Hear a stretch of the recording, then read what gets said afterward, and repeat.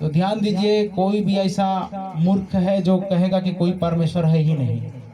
आकाश को देखो भाई, आकाश का चिन्ह देखकर यह समझना चाहिए कि इसको बनाने वाला कोई है। तो ये आकाश परमेश्वर की महिमा का वर्णन कर रहा है और आकाश मंडल उसकी हस्तकला को प्रकट कर रहा है। कौन सा? ये आकाश मंडल जो आप देखते हैं ऊपर अपनी नजर उठा करके, वो परमेश्वर की हस्तकला को, मतलब हाथों की कारीगरी को क्या कर रहा है? प्रदर्शित कर रहा है, प्रकट कर रहा है। ठीक है, दिन से दिन बातें करता है और रात को रात ज्ञान सिखाती है। क्या करता है? दिन से दिन बातें करता है और रात को रात ज्ञान सिखाती है। न तो कोई बोली है न कोई भाषा जहां उनका शब्द सुनाई नहीं देता है। ऐसा कौन सा भाषा है, ऐसी कौन सी बोली है जहां पर प्रभु का वचन नहीं पहुंचा, या फिर प्रभु का सुसमाचार नहीं पहुंचा, या फिर प्रभु का वचन या प्रभु की वाणी या उसका शब्द सुनाई नहीं देता है? क्या किसी भाषा को नहीं समझता? क्या समझता है? चाहे उड़िया में बोलो, चाहे हिंदी में बोलो, चाहे तेलुगु में बोलो, चाहे सादरी में बोलो, चाहे छत्तीसगढ़ी में बोलो, कैसे भी बोलो, लेकिन बोलो। Hallelujah, hallelujah.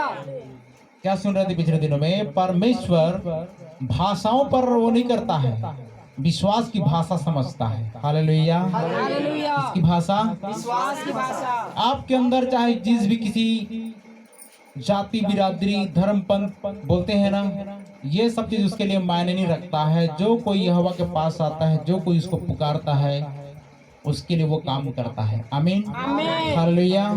और याद रखिए, किसी विशेष जाति, किसी विशेष धर्म का कोई गुरु नहीं होता। गुरु है तो सबका गुरु है, परमेश्वर है तो सबका परमेश्वर है। Hallelujah, hallelujah. आज जो लोगों ने क्या कर दिया है, जातियों में बांटा है, तुम इसका हो, तुम उसका हो, ये तो फिर मतभेद हो गया। क्या पानी के जात किसी ने पूछा? पूछा किसी ने? कौन सी जाति का है पानी? हम क्यों पिएंगे भाई, तुम क्यों पियोगे?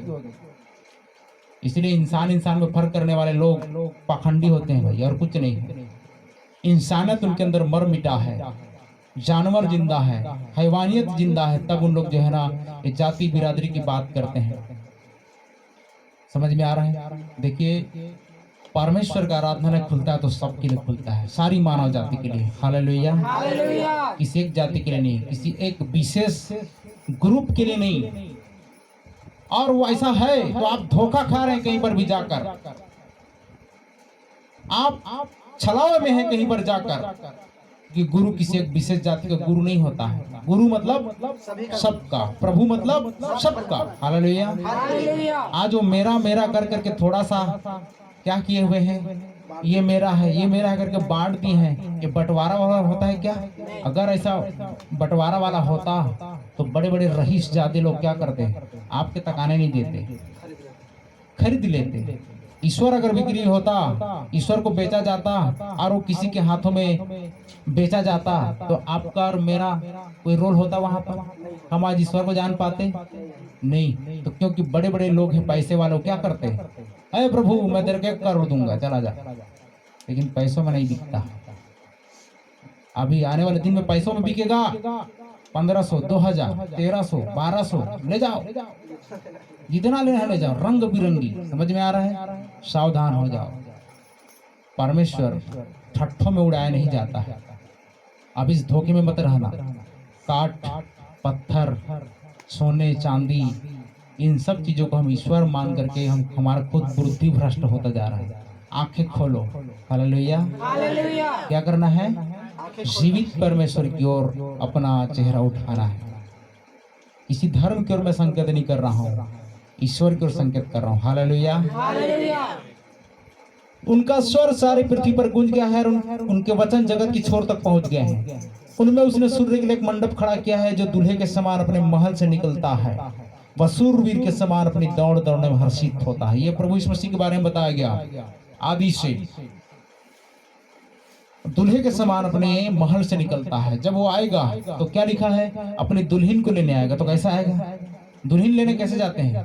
सज धज के दूल्हा के समान जाते हैं कि नहीं जाते हैं? इसके बारे में भी लिखा है कि वो दूल्हे के समान क्या करेगा? अपने महल से निकलेगा और दुल्हन को लेने के लिए आएगा। और जैसे लिखा, वह शूरवीर के समान अपनी दौड़ दौड़ने में हर्षित होता है। वह आकाश के एक सिरे से निकलता है और उसके दूसरे सिरे तक चक्कर मारता है और उसकी गर्मी सबको पहुंचती है। यहोवा की व्यवस्था। अब याद रखिएगा, सूर्य की जाति किसी ने पूछा? नहीं पूछा। चंद्रमा की जाति किसी ने पूछा? तो बुद्धि भ्रष्ट नहीं है तो क्या है? पहले पूछते हैं तू कौन सा जाति का है? जात न पूछो साधु की, पूछ लीजिए ज्ञान। मोल करो तलवार का, पड़ा रहन दो म्यान। हालेलुया। अच्छा ठीक है भाई, आप तो साधु कैसे हुए? क्या बोलते हैं? पोथी पोथी पोथी पढ़ी पढ़ी जग मुआ, पंडित भया न कोय, 2.5 अक्षर प्रेम के पढ़े सो पंडित। जब कोई ऐसा बोलेगा तो बोल देना कि मैं भी 2.5 अक्षर प्रेम का पढ़ा हूं, मैं पंडित हूँ। क्या हूँ? बस ये तो पूछना। आप जात ना पूछो साधु की, लेकिन पूछ लीजिए ज्ञान। उसके अंदर में क्या ज्ञान, उसको पूछ लो। म्यान का म्यान को पढ़े रहने दो ना, उसके अंदर में तलवार, म्यान से कुछ करोगे क्या? लेकिन उसके अंदर जो तलवार है अर्थात परमेश्वर का वचन है वो ले लो। ये वचन से क्या होगा? जीवन बदलेगा, जीवन सुधरेगा, लोगों की जिंदगी में आशीष आएगी, चंगाई आएगी, क्योंकि परमेश्वर अपने वचन से उनको चंगा करता है। आमीन।